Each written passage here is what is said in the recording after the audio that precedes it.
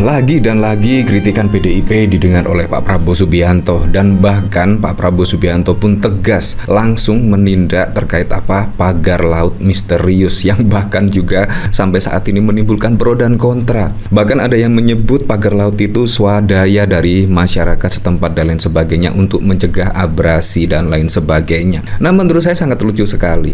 Kalau kita lihat ya, laut itu tidak boleh ya setidaknya dimiliki oleh siapapun dan lain sebagainya, karena sifatnya itu adalah umum.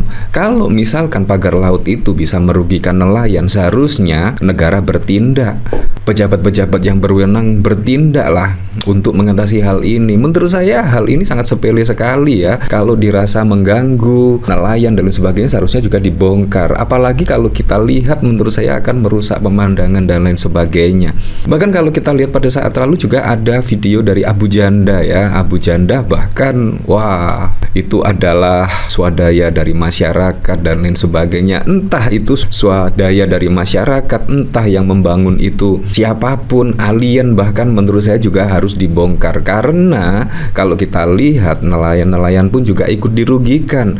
Seharusnya nelayan itu mencari ikan tetapi memutar untuk mencari ikan. Bayangkan, bahkan kalau kita lihat dari sini misalkan ada pemberitaan dari ORI tegaskan kerugian nelayan 9 miliar akibat pagar laut di Tangerang. Nah, kalau kita lihat dari sini juga ya, laut tidak dapat dimiliki oleh siapapun karena laut merupakan milik bersama umat manusia. Hal ini dijelaskan dalam teori hukum laut internasional yang disebut res communis. Dan menurut saya Pak Prabowo loh, nggak mungkin lah termakan hoax dan lain sebagainya. Apalagi Pak Prabowo juga ada BIN, macem-macem lah. Jadi tidak mungkin termakan hoax dan lain sebagainya. Apalagi Abu Janda menurut saya sangat meremehkan Pak Prabowo Subianto. Jangan termakan hoax, Pak.